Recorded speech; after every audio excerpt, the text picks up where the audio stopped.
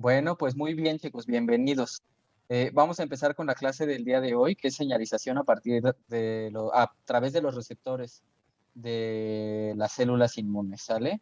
Antes de esto quisiera hacer, hincapié en algo, que agradezco a la doctora Ethel por la invitación a participar en la clase. Ustedes saben, y si no lo saben, les cuento, que dentro de esta materia de inmunología molecular se han formado una infinidad de inmunólogos, ¿sí? Yo siempre digo, la mayor parte de los inmunólogos de México pasaron en algún momento por la Escuela Nacional de Ciencias Biológicas y o fueron alumnos de la doctora Ethel, o fueron alumnos del doctor Luis Jiménez, o fueron alumnos del doctor Estrada. Casi que la totalidad de los inmunólogos de México, yo creo, han pasado por estas aulas y es un honor para mí estar aquí. Entonces, bueno, pues sin más vamos a empezar con la clase en la cual pues les presento aquí en esta primera imagen de la portada. ¿Quién me puede decir qué es esto? ¿Qué es la sinapsis inmunológica? La interacción entre quién y quién. Entre la célula presentadora y el linfocito T. Exacto.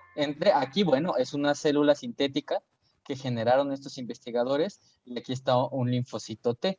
Y saben, bueno, que esta sinapsis inmunológica es el sitio donde interactúan, ¿no? Tenemos el receptor de las células T y el CD40 ligando. ¿Alguien también se acuerda para qué sirve el ligando de CD40? ¿En qué momento de la respuesta se utiliza? ¿O para qué señalización nos es útil?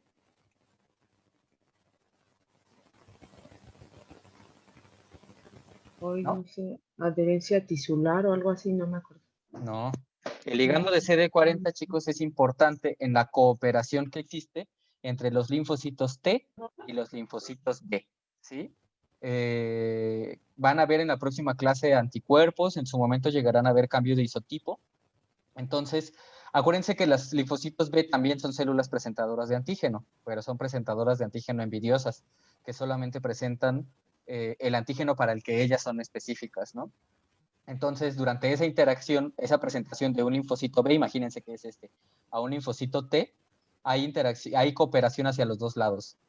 El linfocito B le presenta el antígeno al T para que él responda, pero el linfocito T, a través de CD40 ligando, le da las señales al linfocito B para que este linfocito B se convierta a célula plasmática, haga el cambio de isotipo y, bueno, genere una respuesta de anticuerpos adecuada.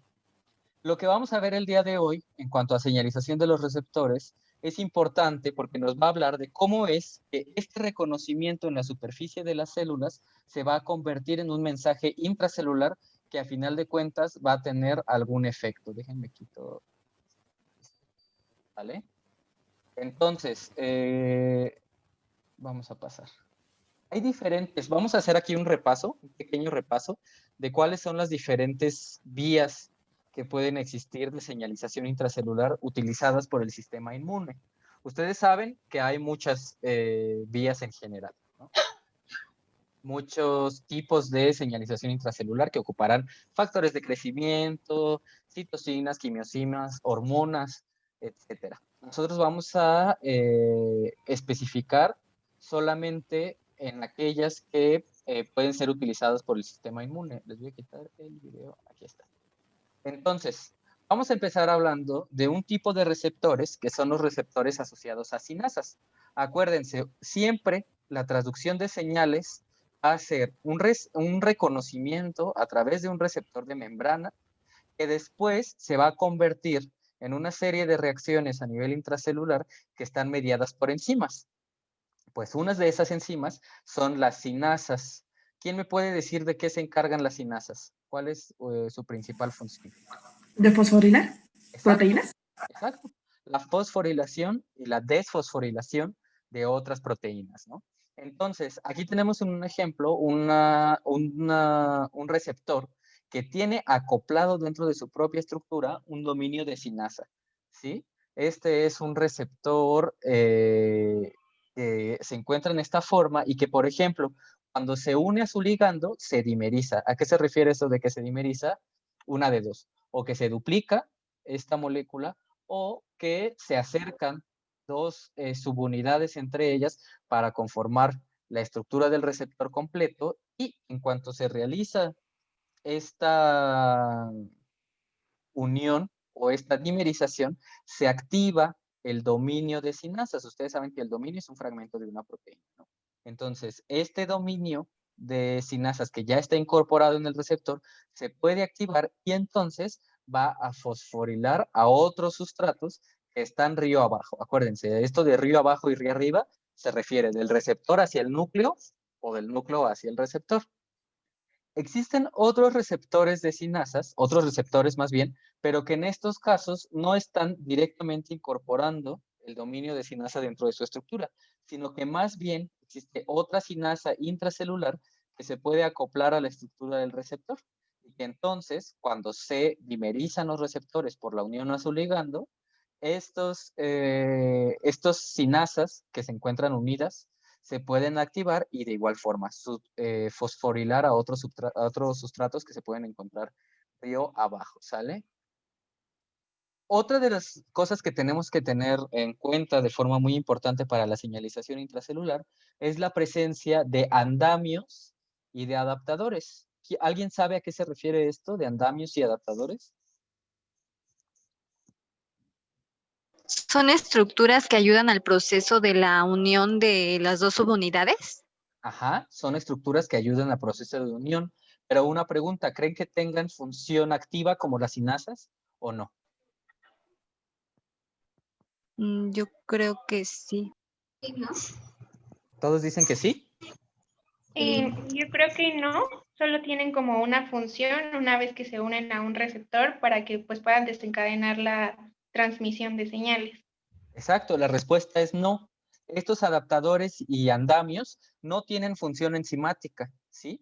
Funcionan, por eso se llaman andamios o adaptadores. ¿Qué es un andamio? Acuérdense, cuando están haciendo una obra de los albañiles o los pintores, etcétera, los andamios son esas estructuras que ponen que sirven para que ellos se suban y puedan trabajar, ¿no? Simplemente funcionan como una estructura de soporte. Entonces aquí tenemos un ejemplo. Este es un andamio, ¿sí?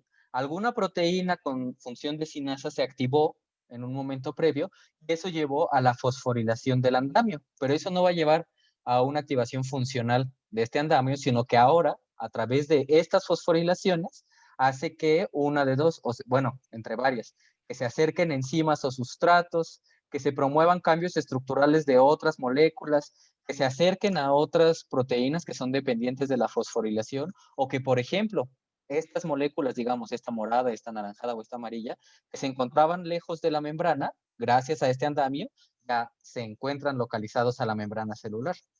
No sé si me explico entonces a que funcionan como un esqueleto en el cual a través de la fosforilación se pueden unir otras proteínas, que ahora sí, esas otras proteínas podrán hacer su función. A veces para esa función se necesita que estén cerca entre ellas. Por ejemplo, esta proteína morada con esta proteína anaranjada, tal vez para realizar su función enzimática necesitan estar cerquita, ¿no? Entonces, el hecho de que el andamio esté fosforilado les va a permitir esa cercanía, o la cercanía con alguna otra molécula de la membrana celular, etc. ¿Sale? Otro caso son los adaptadores. Por ejemplo, aquí tenemos el receptor de eritropoyetina y su ligando, la eritropoyetina. Cerca de ellos se encuentra un adaptador. Esto es un ejemplo, ¿eh? Este es el adaptador GRB2, el cual se encuentra unido a una proteína que se llama SOS, ¿sí? Entonces, a través de unos dominios en particular. Si ustedes, yo les recomiendo mucho que antes de las clases lean el capítulo que corresponde en el libro Janeway.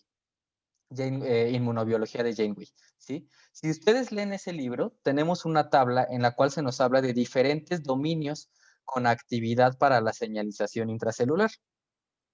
Unos de esos dominios son estos dominios fosforilables, SH2 y SH3. Entonces, en este caso, este adaptador tiene los dominios y además se encuentra unido a una proteína funcional SOS.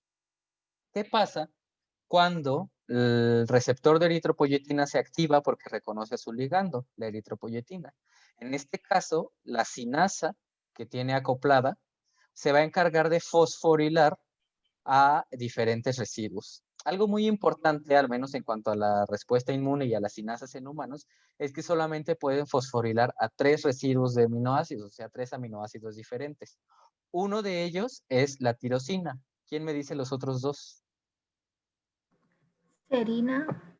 Serina, entonces exacto. Hay serin sinasas, tirosin sinasas y otro. Treonina, exacto. Son esos 3, ¿no? Las sinasas pueden fosforilar a las proteínas, pero principalmente en esos 3 residuos de aminoácidos. Para las respuestas del sistema inmune, generalmente vamos a estar hablando de tirosin sinasas. Entonces, por ejemplo, esta sinasa va a fosforilar las tirosinas del adaptador GRB2. Eso va a hacer que, por ejemplo, esta proteína SOS se acerque a la membrana y se acerque al receptor. Este simple acercamiento ya puede llevar a la activación de diferentes vías de señalización. ¿Vale? Déjenme cambio de diapositiva. Otra de las formas en las que se puede traducir las señales de receptores de membrana hacia el interior de la célula es la activación de proteínas G pequeñas. Ustedes saben que hay proteínas G grandes, como algunas que están acopladas a los receptores de hormonas o a otros receptores de membrana. En este caso vamos a hablar de las proteínas G pequeñas. En estado de reposo, aquí tenemos a una proteína G pequeña que se llama RAS, ¿no? En estado de reposo, esta proteína G se encuentra unida al GDP, que acuérdense que solo tiene 2 fosforilaciones, ¿no? En cuanto se activa esta proteína G va a cambiar su estructura. Por ejemplo, una molécula que se llama un factor de intercambio de nucleótidos de guanina, en inglés se abrevia así, EF, como es el caso de SOS, esta que está aquí, son capaces de activar a las proteínas G pequeñas. Una vez que lo activan, lo que hacen es que aquí se realice un intercambio. Entonces, esta proteína G, en vez de estar incorporada o unida a una molécula de GDP, se va a unir a una molécula de GTP. Este cambio hace que la proteína G se vuelva activa, ¿sí? Fíjense, cuando está unida a GDP está en reposo y cuando está unida a GTP se encuentra en su forma activa, la cual puede llevar a la activación de otras moléculas, fosforilación o desfosforilación de otros sustratos, lo cual se va a convertir en un mensaje a final de cuentas. Para esto, tiene que haber un mecanismo de regulación, ¿sí? No se puede mantener siempre activando a una vía de señalización. Entonces, lo que pasa es que con el tiempo, esta GTP, 3-fosfato, se va hidrolizando, entonces pasa de GTP a GDP, haciendo que la proteína G pequeña RAS regrese a su estado de reposo, ¿sale? No sé si hay una pregunta hasta acá. Ok, ¿no? Vale, continuamos. Otra de las cosas importantes que ocurre es el reclutamiento de proteínas. Yo les hablaba hace rato de cómo los andamios, por ejemplo, pueden favorecer ese reclutamiento. Aquí tenemos un andamio que se llama LAT. Este andamio, gracias a que alguna sinasa la fosforiló, puede ser capaz de reclutar a otras proteínas. En este caso, reclutó a esta proteína GATS, a la fosfolipasa C y al adaptador GRB2, ¿no? Acercándolas, se facilita la traducción de mensajes. Otra cosa que puede pasar es que, por ejemplo, esto que acabamos de ver, cuando se activa una proteína G, que pasa de RAS inactiva a RAS activa, también se puede favorecer el reclutamiento de alguna otra molécula. Otra cosa que puede pasar en cuanto a esta activación intracelular es la conversión de lípidos de la membrana, ¿sí? En la membrana, por ejemplo, tenemos fosfatidilinositol 2-fosfato incorporado a la estructura del mosaico fluido de la membrana. ¿Qué va a pasar aquí? Que hay algunas sinasas, como la sinasa PI3, que se va a encargar de regular la fosforilación de estos lípidos, convirtiendo de fosfatidilinositol difosfato, aquí están sus dos grupos fosfato, a fosfatidilinositol difosfato. ¿Ven? Ahora ya tiene 3 moléculas de fósforo.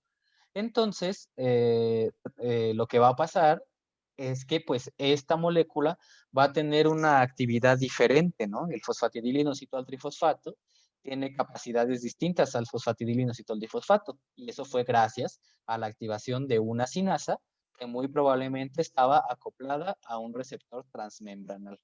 Por ejemplo, este cambio favorece que este fosfatidilinositol trifosfato se una a otras moléculas como AKT o ITK, las cuales van a tener otras funciones río abajo, pero que no se podían unir a ella hasta que no estuviera trifosforilado, hasta que no fuera el inositol trifosfato. ¿Sale? Esa es otra de las formas en las que se puede llevar mensajes intracelulares. ¿Dudas hasta aquí, chicos? ¿No? Bueno, otra de las situaciones importantes que tenemos que tener en consideración es la regulación. Habíamos visto aquí cómo para la regulación de las proteínas G pequeñas, pues ocurría una hidrólisis espontánea del GTP para convertirlo a GDP. Sin embargo, existen otros mecanismos de regulación. Alguno de ellos es la desfosforilación de sustratos que ya estaban fosforilados. Por ejemplo, aquí tenemos este receptor transmembranal que en su estado fosforilado podía atraer a esta proteína SHP. ¿Qué pasa cuando se desfosforila? Pues que esta proteína ya no se va a poder mantener unida, ¿no? Se va a despegar. Entonces, esa es una de las formas de regulación. Otra de las formas de regulación que hay es la poliubiquitinación. Es decir, aquí tenemos a dos moléculas, una fosforilada que está unida con otra, y que en este caso, una de las moléculas puede ser ubiquitinada por una ubiquitintransferasa. ¿Quién me dice qué pasa cuando, uno de los fenómenos que pasan cuando hay poliubiquitinación? ¿Se degrada en el proteasoma? Exacto. Esta proteína, entonces, gracias a que ya tiene la bandera de poliubiquitinas, puede ir al proteasoma para su degradación. Entonces, así ya no continúa la señalización intracelular. También la ubiquitinación, ya no la poli, sino simplemente la ubiquitinación, puede llevar a que algunas moléculas como receptores transmembrana sean degradados, pero ahora no por la vía del proteasoma, sino por la vía lisosomal. Y ese es el tercero de los mecanismos de regulación de la señalización intracelular que podemos encontrar. Otra de las cosas importantes, chicos, en cuanto a la respuesta inmune y en particular a los receptores de los linfocitos T y de los linfocitos B, es la amplificación de las respuestas. ¿Quién me dice por qué se tienen que tener mecanismos muy efectivos, en particular en el sistema inmune, de amplificación de las respuestas a nivel intracelular? ¿Quién me dice? A ver.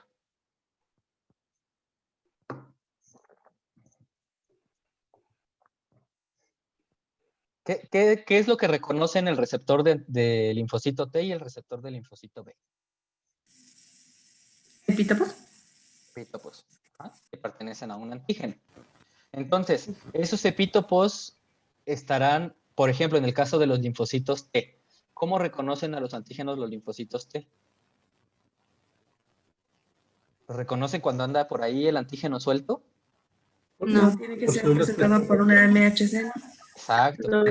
Tiene que ser presentados por una molécula de histocompatibilidad.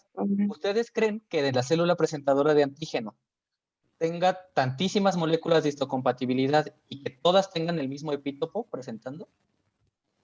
No. No. Supongamos que procesaron a una proteína y la dividieron en diferentes péptidos. Alguna molécula presentará un péptido, otra otro, otra otro, etc. Entonces, para presentar muchas veces el mismo péptido, pues ya no alcanza la superficie de la membrana celular, ¿no? Entonces, ¿cuál es la probabilidad de que un linfocito T reconozca a un péptido en una molécula de histocompatibilidad? ¿Es probabilidad alta o baja? ¿Qué creen ustedes? Baja. Baja, ¿no? Entonces, justo porque es muy baja la probabilidad de que haya un encuentro del ligando, o sea, del antígeno, con los receptores de los linfocitos, se necesita amplificar de forma muy eficiente la señal, ¿sí? ¿Por qué? Porque a través de un solo receptor se tiene que llevar a una respuesta suficientemente grande para que aparezca la expansión clonal y para que aparezcan las diferentes respuestas que puede tener un linfocito. Esa amplificación de señales se lleva a cabo a través de segundos mensajeros, principalmente. Aquí en esta diapositiva les presento 3. Una de ellas es la amplificación por cascadas de sinasas. Aquí tenemos representadas 3 sinasas intracelulares, que son RAF. Una molécula de RAF puede activar a 2 sinasas MEC, y estas 2 sinasas MEC pueden activar a su vez, cada una, a 2 sinasas ERK. Entonces, a partir del reconocimiento por una sola molécula, podemos tener a muchas sinasas activadas a nivel intracelular. Otra de los segundos mensajeros es el calcio. ¿Cómo es que ocurre esto del calcio? Por ejemplo, un receptor, a través de sus dominios de sinasas, por ejemplo, puede activar la conversión de inositol trifosfato. Y este inositol trifosfato puede regular la apertura o el cierre de canales de calcio del retículo endoplásmico, ¿sí? ¿Qué pasa cuando se abren los canales de calcio del retículo? Pues acuérdense que el retículo endoplásmico es un almacén muy importante de calcio a nivel celular. Entonces, por el gradiente de concentraciones y por la actividad de los canales, estos iones de calcio van a salir del retículo endoplásmico. ¿Y qué pasa una vez que salen?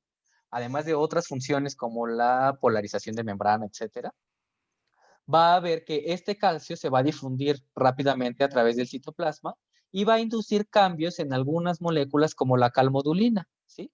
Fíjense, aquí está una molécula de calmodulina en reposo que está autoinhibida, ¿sí? ¿Qué es lo que va a pasar cuando hay una alta concentración de calcio a nivel de citoplasma? Pues que esta molécula de calmodulina va a generar un cambio conformacional, o sea, va a cambiar su forma.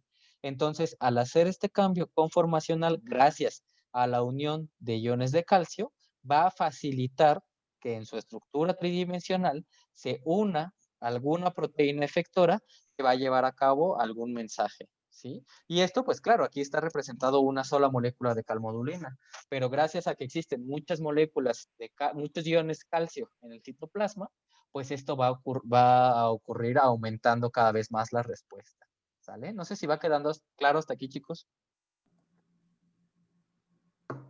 Sí, doctor. Sí, perfecto. Bueno, pues ahora sí vamos a pasar a lo que nos atañe. Ya viendo las generalidades de cómo es que puede ocurrir esta señalización a nivel intracelular, vamos a hablar de cómo ocurren para las moléculas que más nos importan, que son el receptor de linfocitos T y el receptor de linfocitos B. Aquí tenemos representada, iba a decir que quién me lo explica, pero no. Aquí tenemos representado un complejo del receptor de linfocitos T. Acuérdense que tiene su cadena, el receptor por sí solo, su cadena alfa, su cadena beta con su región variable y su región constante. Y que además de ello tiene una cadena, un dominio transmembranal. ¿Sale? Ustedes, ¿qué harían para evaluar la función de este TCR? ¿Qué se les ocurre? Si apenas, digamos que apenas ayer se descubrió que existe este receptor de linfocitos T y que no se sabe qué podría ser, por ejemplo, en otras células. Si existiera otras células con receptor para el linfocito T, que no fueran linfocitos. ¿Qué se les ocurre?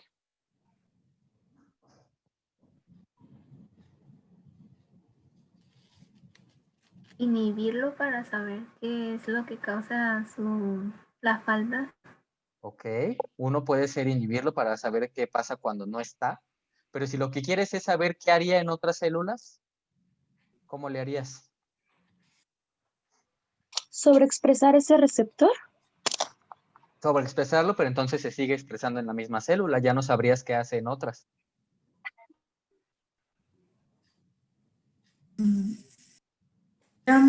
¿Podríamos mutar algún ratoncito para que sea knockout, no sé, en estas células, en particular que ya sabemos que se expresa? Ok. No, es muy absurdo. Bueno, esa es una de las opciones, generar un ratón knockout.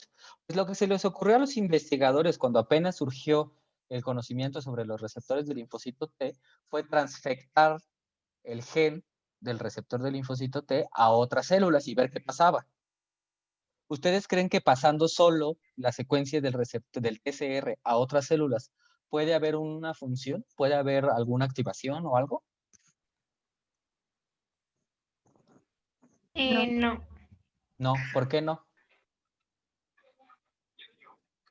Porque necesita de los demás componentes para que se active y se presente el antígeno. Exacto, ¿como qué componentes?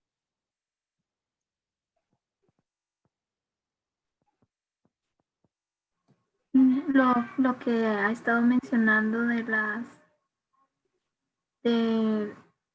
las proteínas sinasas y Ok, eso está a nivel intracelular y digamos que muchas células pueden tener esas sinasas de forma activa. Pero las por ejemplo, presentadoras de antígenos. la presentadora de antígeno es esa parte, esa es otra célula que va a llegar aquí con su MHC y con su péptido. ¿Qué más necesitará el receptor de linfocitos T para activarse? El CD4 o CD8, poder Y reconocer el MHC. ¿Y esos cómo se llaman?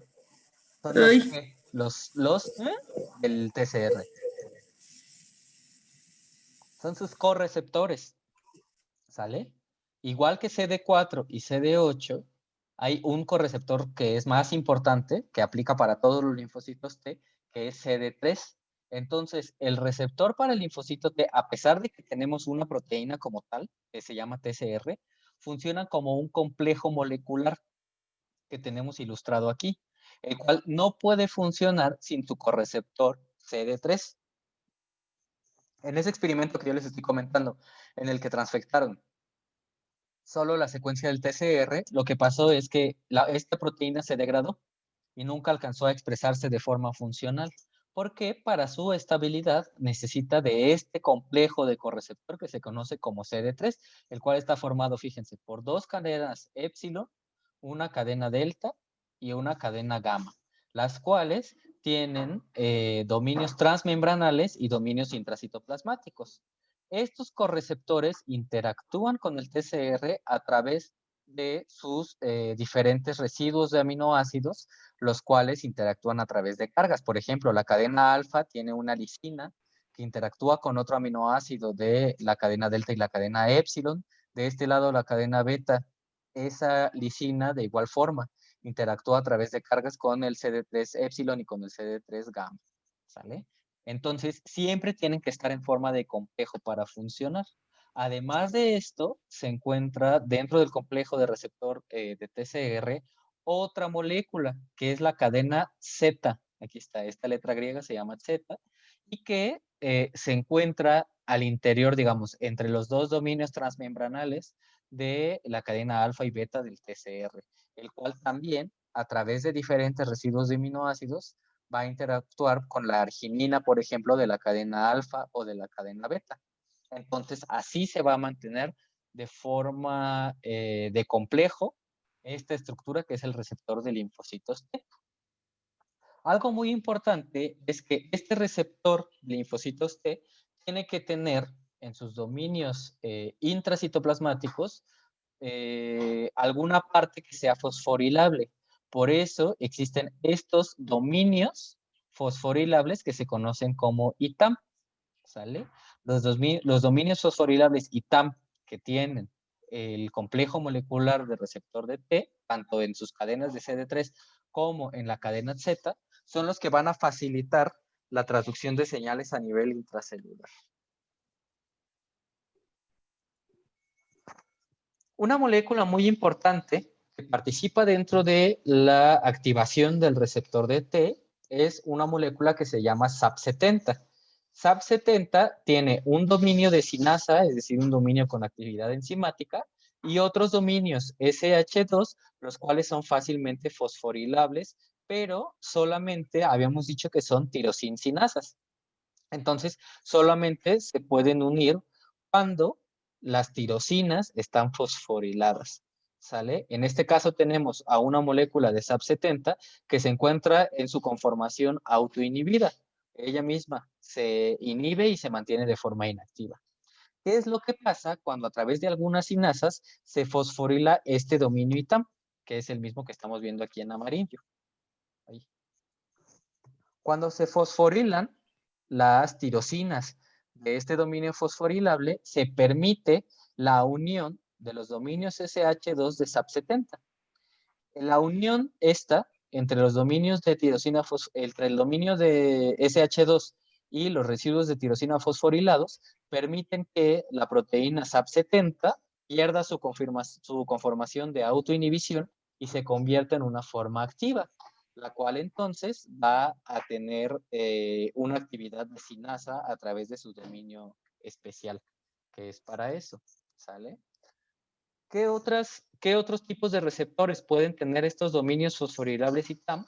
Pues además del TCR, también existen en el BCR, que acuérdense que es una molécula de anticuerpo, ¿no? Con su cadena pesada y su cadena ligera. ¿Cómo se llama el correceptor de los BCRs? En el caso de los TCRs era CD3. ¿Y en el de los BCRs? CD19 Uno es CD19 y o otro... CD20. Ajá. Esos dos son correceptores del BCR. ¿Y otro?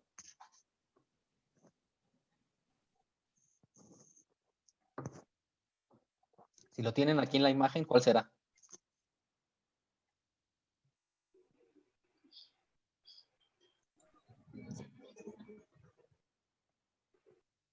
Uno es este y otro es este. ¿Quién me los dice? Pues IG alfa e IG beta, ¿no? No suena, no, a lo mejor estaban esperando que fuera una respuesta más complicada o más elaborada, pero no. Simplemente las cadenas IG alfa, IG alfa e IG beta. ¿Sale? Entonces, estas cadenas IG alfa y IG beta funcionan, al igual que CD3, para estabilizar al receptor. De igual forma que lo que les conté hace rato, si no estuvieran estos correceptores, no se mantendría la estructura del receptor y este sería fácilmente degradado a nivel intracelular. Entonces, estas cadenas IG alfa e IG beta también tienen los dominios fosforilables y TAM a nivel intracelular. Otras moléculas también pueden llegar a tener estos tipos de dominios, como pueden ser los receptores para Fc gamma 3 y receptor para Fc gamma 4, que se pueden encontrar en células NK, en macrófagos o neutrófilos, ¿sí? ¿Alguien se acuerda para qué servían estos receptores Fc gamma en el caso de los macrófagos, por ejemplo? Me imagino que es para fagocitar más el reconocimiento de algún anticuerpo. Ajá. Lo que reconocen son bacterias que están, que si la bacteria tiene anticuerpos alrededor, ¿cómo está esa bacteria? ¿Cómo se dice que está? Opsonizada. Opsonizada, exacto. Entonces, en este caso, por ejemplo, CD16 es un receptor para Fc gamma que puede reconocer bacterias opsonizadas y puede facilitar su fagocitosis, pero tiene que haber un intercambio de señales a nivel intracelular, una transducción, y esa también es llevada a través de dominios ITAM. Lo mismo pasa para los receptores de células natural killer, como es el NKG2C o el NKG2D o E, que se llama también CD94, y en el caso de los basófilos y las células cebadas, con el receptor para Fc epsilon. ¿Qué inmunoglobulina reconocerá si es un receptor para Fc epsilon? Inmunoglobulina E. Inmunoglobulina E, ¿no? Entonces, en ese caso, este receptor Fc epsilon 1 también tendrá dominios ITAM fosforilables a nivel intracelular que pueden encargarse de regular las diferentes activaciones de enzimas intracelulares, ¿sí? Por ejemplo, tenemos hace rato, ustedes habían mencionado el correceptor CD4. ¿Qué moléculas reconoce el CD4? Pues las moléculas de histocompatibilidad de clase 2. ¿El CD8 cuáles reconoce? La De clase 1. Exacto. Clase 1. Los MHCs de clase 1, ¿no? Entonces, esta molécula de CD4, una vez que reconoce a las moléculas de histocompatibilidad de clase 2, va a tener incorporada o pegada a su dominio intracelular una sinasa, una tirosincinasa, que se conoce como LSK. ¿Qué es lo que va a pasar con este LSK? Pues que LSK va a favorecer la fosforilación de los dominios ITAM a nivel intracelular, tanto del TCR como de la cadena Z, como de los correceptores CD3. Esa fosforilación de los dominios ITAM se va a encargar de reclutar a SAP70, ¿se acuerdan? El cual cambia de su forma autoinhibida a su forma activa a través de la unión de su dominio SH2, y entonces este SAP70 va a llevar a cabo fosforilaciones a nivel intracelular. ¿Cuáles son esas diferentes funciones que va a realizar el SAP70? Pues algunas de ellas va a ser la fosforilación de otros andamios y adaptadores, como lo son LAT y como lo son otro adaptador que se llama SLP76. Una vez que SAP70 fosforila a estos adaptadores, se pueden llevar a cabo diferentes funciones que vamos a ir viendo poco a poco. Una de ellas es que se va a activar, por ejemplo, a través de la fosforilación de este LAT, el reclutamiento de una proteína que se llama ADAP, la cual favorece la adhesión del linfocito T y la activación de integrinas en su membrana, que va a favorecer, por ejemplo, que se adhieran a algún tipo de endotelio, como al endotelio vascular intestinal o al endotelio vascular de los nódulos linfáticos, etc. Otra cosa que va a hacer esta fosforilación de LAT es la activación de una molécula que se llama VAP, VAV. Esta fosforilación de VAP, por ejemplo, va a ocasionar la polimerización de la actina y por lo tanto la reorganización del citoesqueleto. ¿Sí? Ustedes saben que en el caso de las células de la respuesta inmune, el citoesqueleto es muy activo y los cambios de citoesqueleto pueden llevar a las células a, en primer lugar, a moverse, ¿sí? A través de algún tejido y en otro a reorganizar sus receptores. Otra cosa que puede pasar después de la fosforilación de LAT es la activación de la fosfolipasa C, la cual, después de diferentes pasos, se puede encargar de la activación de diferentes factores de transcripción. Y que esto mismo, esta fosforilación mediada por SAP70, puede llevar, habíamos quedado, al cambio de fosfatidilinositol difosfato a fosfatidilinositol trifosfato. En ese caso, el fosfatidilinositol trifosfato se puede encargar de reclutar a otras sinasas como AKT, los cuales van a favorecer un aumento en la actividad metabólica celular, ¿sí? Favoreciendo que la célula se convierta en alguna forma activa. Vamos a ir viendo, chicos, cada uno de estos pasos poco a poco para entender cómo es que funcionan. Aquí tenemos el receptor de T con sus correceptores CD3, ¿sale? Una vez que a través de las sinasas que habíamos quedado, por ejemplo, que tenía el CD4, se fosforilan todos los dominios ITAM, se recluta SAP70 y SAP70 fosforila a LAT y a SLP76. Una vez que se realiza esto, este adaptador LAT puede formar un complejo con otras dos moléculas. Un adaptador que se llama GADS o GADS y otro, este que ya había sido fosforilado aquí, que es SLP76. Juntas forman un complejo molecular que se va a encargar precisamente del cambio entre el fosfatidilinositol trifosfato, difosfato, perdón, a fosfatidilinositol trifosfato. Permítanme un momentito, chicos.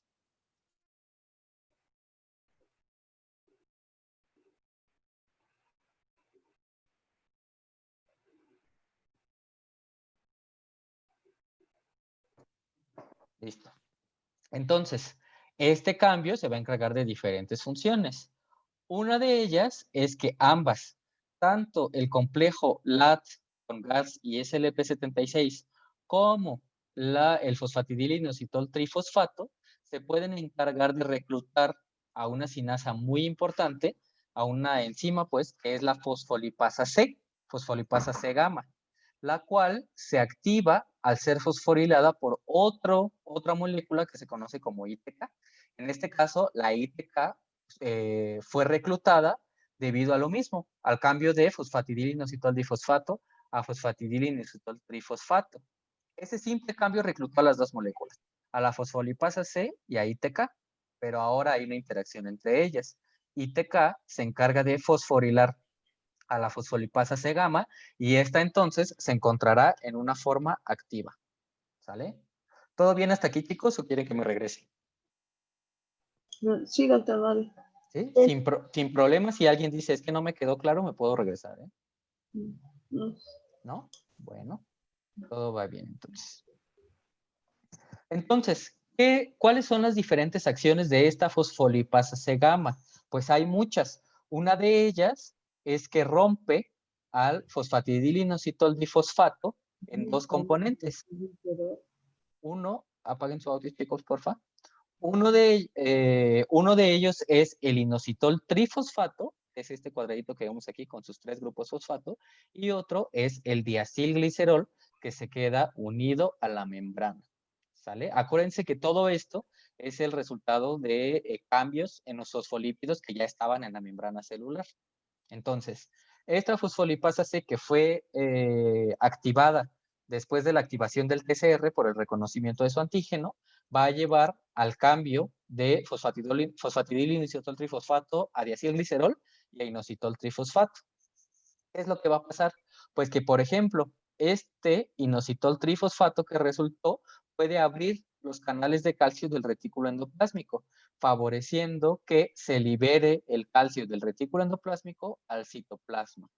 Este agotamiento de calcio a nivel del retículo endoplásmico, fíjense, aquí había mucho y aquí ya no hay nada, favorece la agregación de esta molécula que se llama STIM1. Aquí había solo una y aquí ahora hay 3.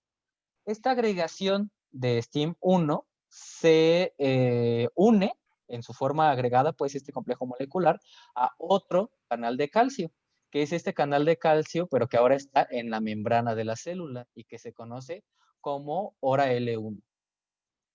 Este hora L1 se va a encargar de abrirse, pues, y de realizar el cambio de calcio del componente intracelular, más bien del componente extracelular al componente intracelular. Este cambio en el calcio se va a realizar diferentes funciones, ¿sí? Que vamos a ver más adelante.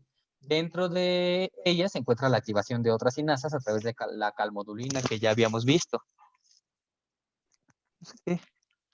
Tengo un perro que es un enfermizo y ahora está malo ahí haciendo de las suyas, pero bueno, ahorita vemos al perro.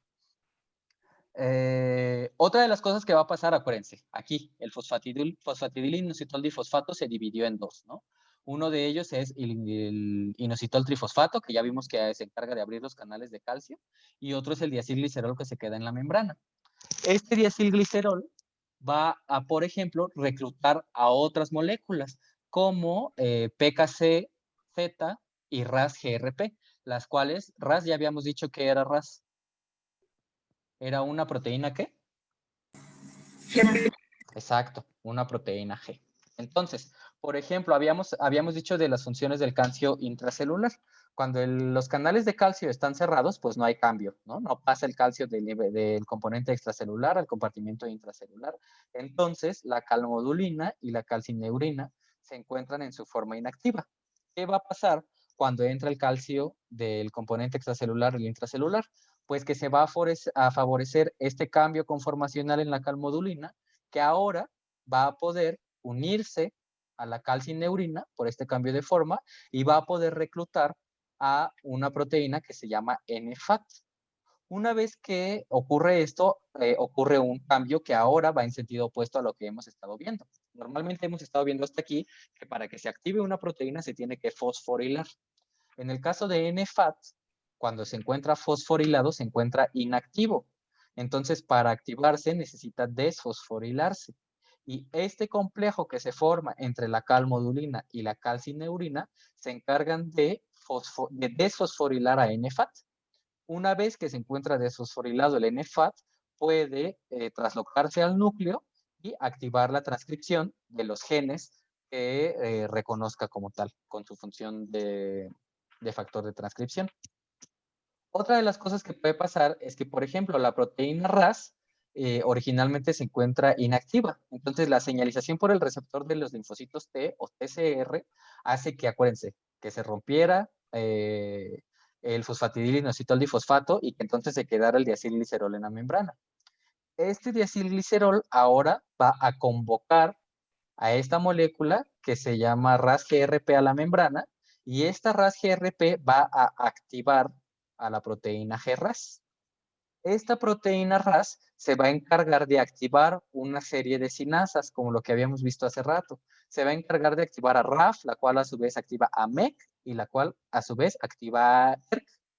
ERK activada se puede traslocar al núcleo y activar a diferentes factores de transcripción. Uno de ellos es el factor de transcripción ELK1, el cual, pues bueno, se encarga de traducir, bueno, de regular la transcripción de genes que se encargan de la proliferación celular y de la activación del metabolismo. ¿Sale y vale? ¿Existen mutaciones en RAS en qué tipo de enfermedades? ¿Quién me puede decir? ¿A quién no le suena? ¿Alguna vez han escuchado mutaciones en RAS? Más, por ejemplo, Enfermedades autoinmunes. ¿no? A los que son de la especialidad de hematopato.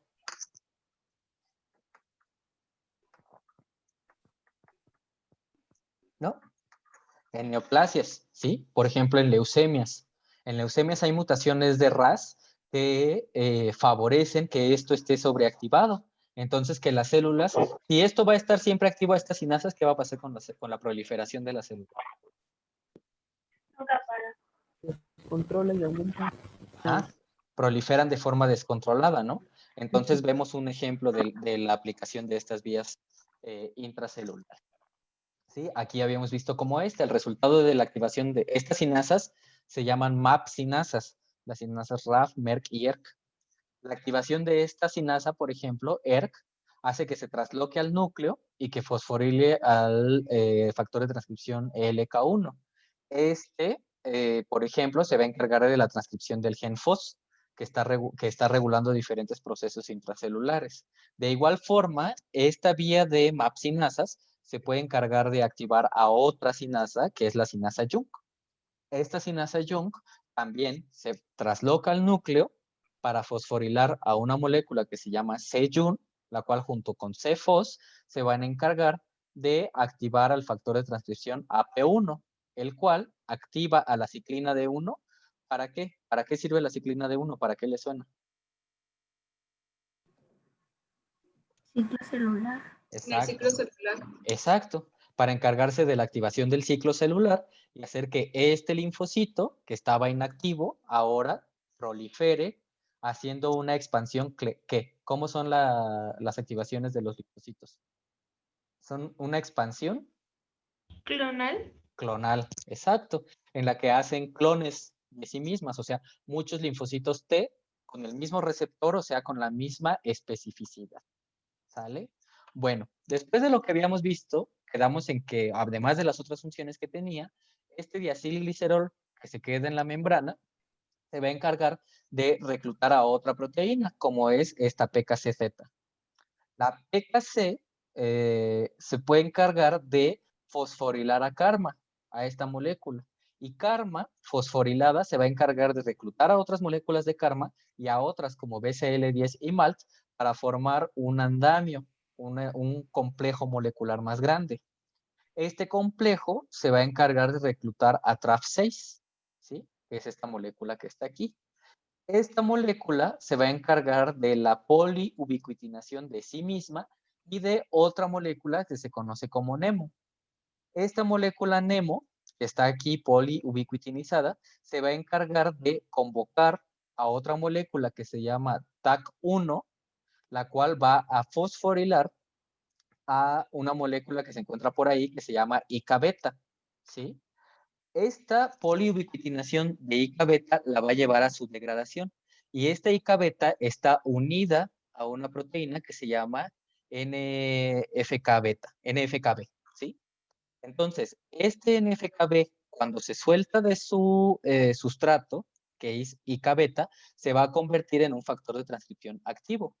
Entonces, va a ser el factor de transcripción NF-κB, el cual ustedes ya han visto, por ejemplo, en la respuesta inmune innata, que se encarga de la activación de la transcripción de diferentes citocinas proinflamatorias.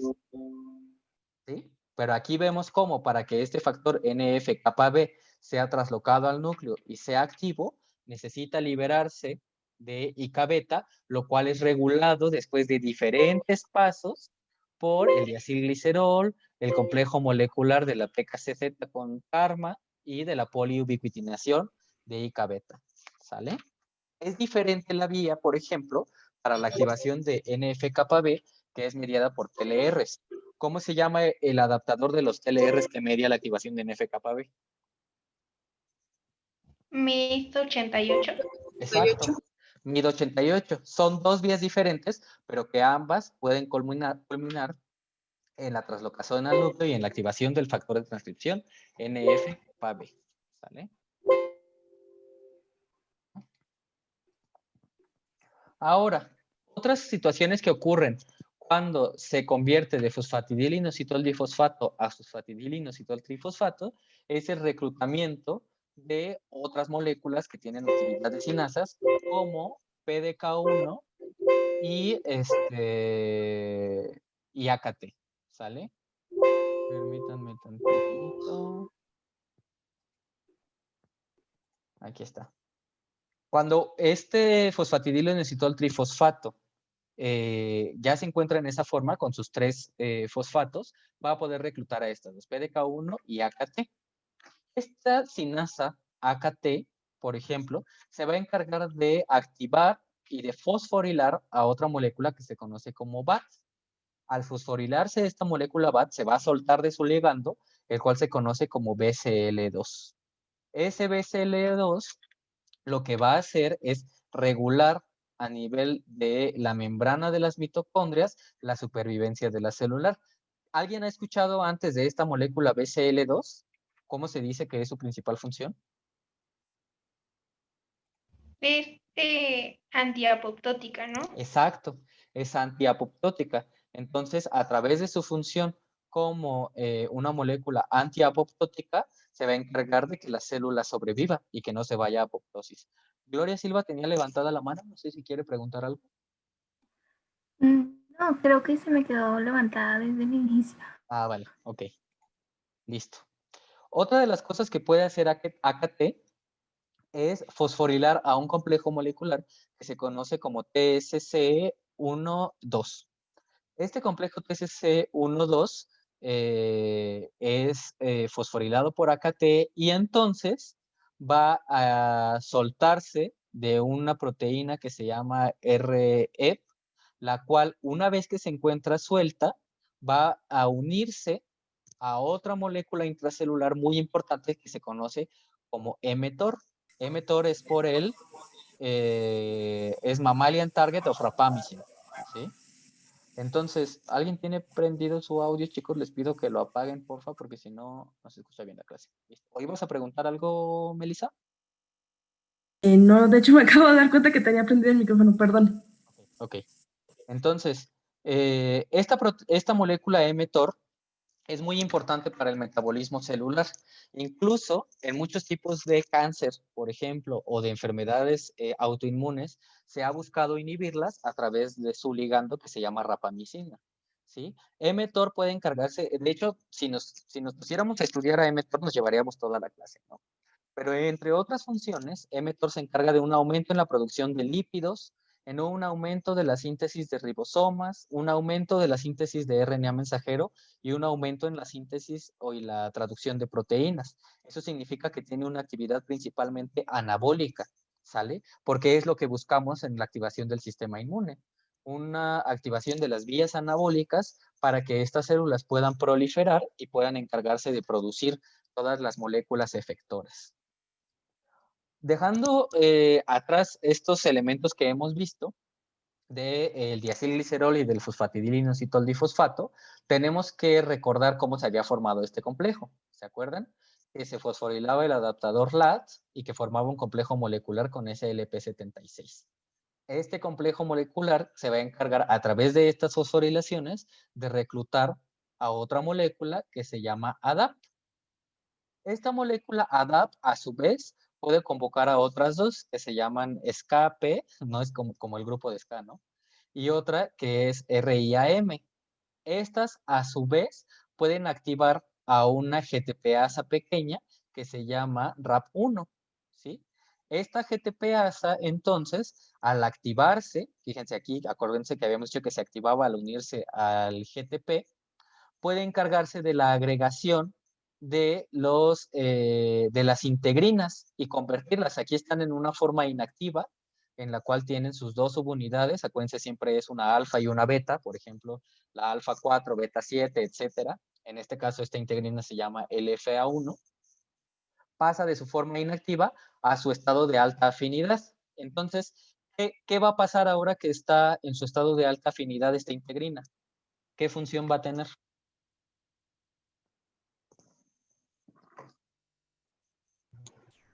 Pues más fácil se une a su ligando, ¿no? ¿Y cuáles son sus ligandos?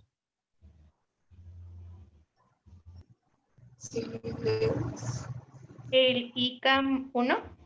Ajá, moléculas de adhesión, ¿no? Entonces, ese linfocito T que reconoció a su antígeno va a aumentar la expresión de integrinas de alta afinidad, lo cual le va a favorecer unirse más a los endotelios y entonces llegar al sitio de inflamación, por ejemplo. O sea, yo con mis alumnos de licenciatura les digo un ejemplo. Si te muerde un perro en la mano, ¿qué va a pasar ahí? Pues se va a activar la vía de la inflamación y van a llegar células de la respuesta inmune. Pero ¿cómo saben que tienen que quedarse ahí? Pues este es uno de los ejemplos. Una vez que hubo el reconocimiento por el TCR, se activan todas estas vías y se aumenta la expresión de integrinas de alta afinidad que hacen que se peguen estos linfocitos T a los tejidos blancos, ¿sale? Aquí les presento una imagen de la sinapsis inmunitaria, la cual se puede clasificar, de acuerdo con quienes la han estudiado, en dos complejos moleculares. Uno, el más interno, que se llama CSMAC, en el cual tenemos el complejo del TCR, el MHC con su péptido y los correceptores CD4, por ejemplo, y otro a nivel periférico, que se llama PSMAC, en el cual se encuentra precisamente esto, la interacción entre las integrinas con las moléculas de adhesión como ICAM1. ¿Sale? Aquí, gracias a esta sinapsis inmunológica, ¿qué va a ocurrir? Pues que se acercan todos los receptores entre ellos junto con sus colas citoplasmáticas. Este acercamiento es clave para que ocurran todas estas vías de señalización que hemos estado viendo hasta acá. Habíamos estado hablando de lo que ocurre en el caso de los linfocitos T. ¿Y qué pasa para los receptores de linfocitos B? ¿Pueden reconocer al antígeno si es solamente un receptor del linfocito B?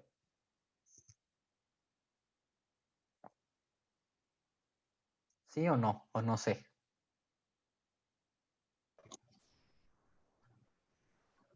A ver, Rocío. ¿Qué creen ustedes, chicos? ¿Con una molécula de BCR basta para activar al linfocito B? No. No, igual necesita los correceptores, ¿no? Ajá, necesita los correceptores, pero además necesita formar puentes, ¿sí? Normalmente un antígeno tiene que ser, para que haya una respuesta adecuada, tiene que ser reconocido por dos PCRs, ¿sí? Por dos moléculas de anticuerpo en la superficie, porque esta formación de puentes a nivel extracelular se va a ver reflejada en una formación de puentes a nivel intracelular. En este caso habíamos dicho que los correceptores Ig-alfa e Ig-beta también tenían dominio CITAM, ¿sí? En este caso, a una vez que se acercan y a esta formación de puentes, se favorece que unas sinasas especiales, que se pueden llamar BLK, FIN o LIN, regulen la fosforilación de los ITAMs, ¿sí? De los ITAMs de estos Ig-alfa e Ig-beta. Una vez que están fosforilados, estos ITAM favorecen la unión de una proteína que se llama SIC, la cual es el equivalente al SAP70. SAP70 era en linfocitos T y SIC es en los linfocitos B. ¿Sale? Entonces, déjenme quito esto. Aquí está. Como por ejemplo, la estimulación del linfocito B por su antígeno y su correceptor inducen la fosforilación de sus dominios ITAM. Además de que también se fosforila la cola citoplasmática del correceptor, que es el CD19, ¿sí? Una vez que ocurre esto, se convoca SIC para fosforilar los dominios ITAM de estos, Ig-alfa e Ig-beta, y a su vez fosforila a otras moléculas como SLP65, el cual ya lo habíamos visto cuando vimos la señalización de los linfocitos T.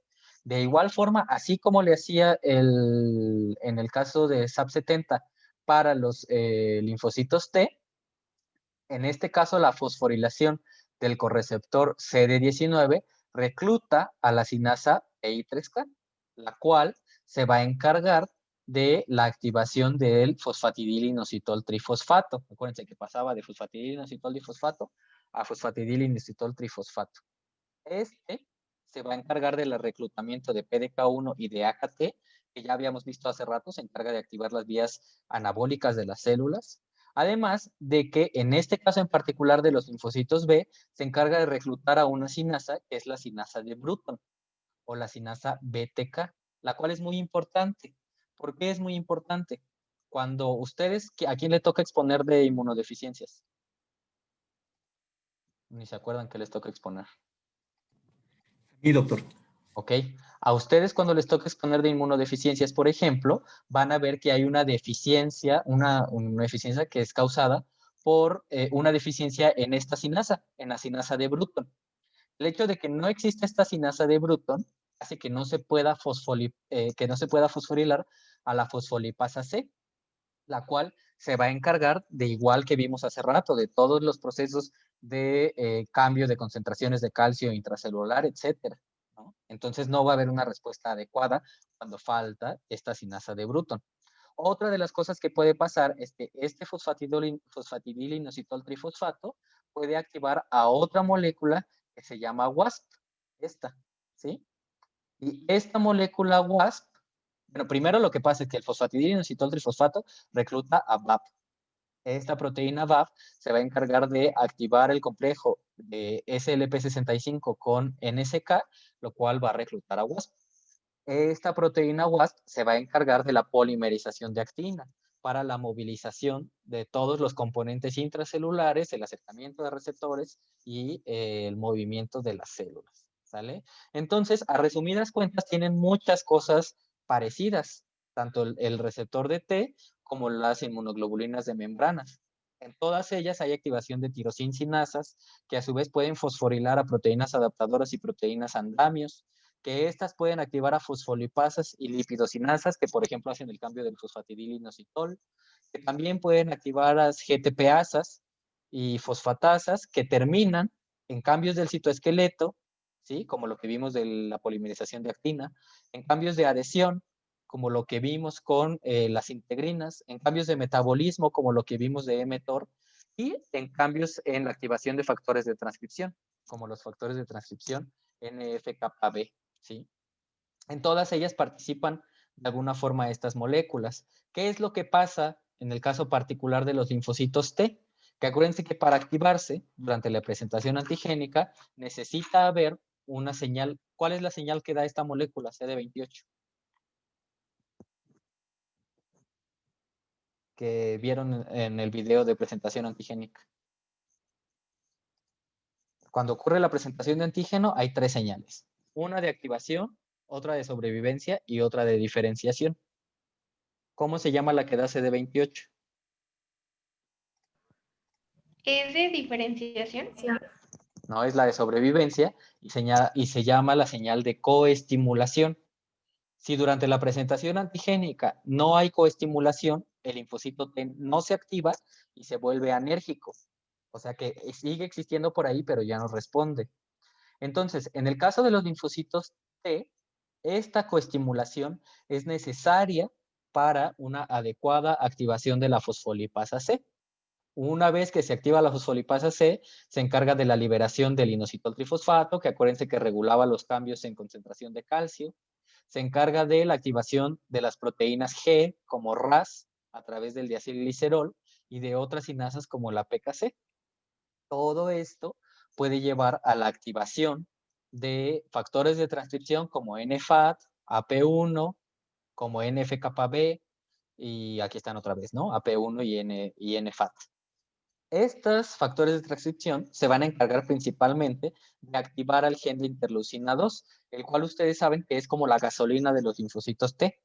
Cuando un linfocito T se activa, produce de forma autócrina interleucina 2 para activarse a sí misma y activar a otras células adyacentes.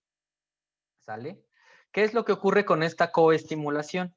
Hay coestimulación activadora, como es el caso de CD28 cuando se une a B7. Esta es una célula presentadora de antígeno y este es un linfocito T, ¿sí? En el cual se va a llevar todo lo que vimos ahorita, la activación de las células. Pero existen otras moléculas de coestimulación, son moléculas de coestimulación negativa, como es CTLA4. En este caso, cambia la orientación tridimensional de la molécula, de tal forma que 3 moléculas de CTLA4 se pueden unir a 2 moléculas de B7. lo cual una vez que ocurre esto, favorece que estos correceptores de inhibición hagan que esta célula no se activa, sino que al contrario, que se inhiba, ¿sale? Dentro de esta misma regulación de la activación, existen otro tipo de dominios fosforilables. En el caso de los dominios fosforilables de activación, se llamaban ITAM, pero estos dominios fosforilables de inactivación o inhibidores se llaman motivos ITIM, ¿sí? Y hay varias moléculas que los tienen. Por ejemplo, el receptor Fc gamma 2b, el CD22, PD1, moléculas de los linfocitos NK como KIR2 o KIR3, ¿sí? En los cuales, cuando ocurre su señalización, lo que va a pasar es que estos dominios ITIM se van a encargar de la desfosforilación de moléculas que normalmente se activaban. Entonces, por ejemplo, aquí tenemos, ¿sí? Este receptor, Fc gamma, el receptor 2b para Fc gamma, va a tener un dominio ITIM en vez de un dominio ITAM. Con este dominio ITIM se va a reclutar, por ejemplo, a esta proteína SHIP, que se va a encargar del cambio ahora en sentido inverso, ya de fosfatidilinositol trifosfato a fosfatidilinositol difosfato. Además de que va a activar todas las otras vías, la sinasa de Bruton, el VAV que se encargaba de la polimerización de actina y a la fosfolipasa C que se encargaba de la activación dependiente de calcio. Entonces, los dominios ITAM activan y los dominios ITAM inhiben, ¿sale? Eso es algo que pasa, por ejemplo, con los inmunocomplejos. Cuando hay inmunocomplejos grandes, como el que tenemos aquí, varios anticuerpos unidos a antígenos, lo que va a ocurrir es que se activan estos receptores, entonces va a haber una inhibición de la respuesta.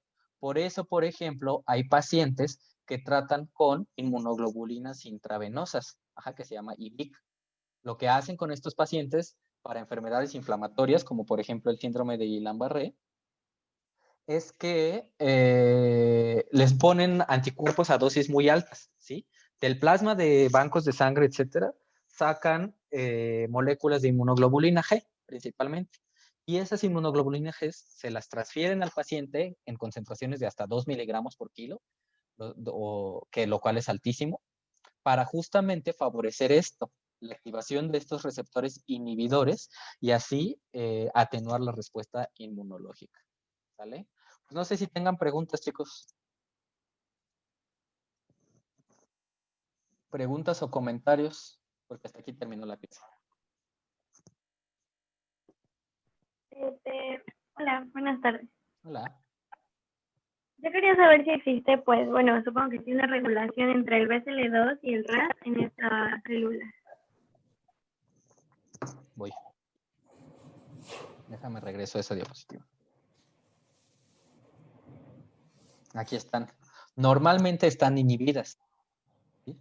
Fíjate, aquí por ejemplo, el BCL2 está inhibido por BAT y en el caso de RAS también se encuentra inhibido de forma normal. Necesitan activar una vez que hay el reconocimiento de antígenos. Me costaría mucho tiempo detenerme a explicar toda la regulación de las vías pro-apoptóticas y antiapoptóticas, ¿no? Pero al menos en este caso de la fosforilación por AKT se encuentra normalmente inhibido el BCL2. Muchas gracias. Sí, de nada. ¿Más preguntas, chicos, o comentarios? En el chat hay una. ¿No? Bueno. En el chat hay una. Ah, sí. ¿Quién? Ah. ¿Gabriela? Ah, sí, no, pero Wendy decía que si la clase va a estar disponible y creo que dijo que sí, ¿verdad? Sí, sí, la clase la voy a subir a YouTube. De hecho, aquí dejo de grabar. Bye.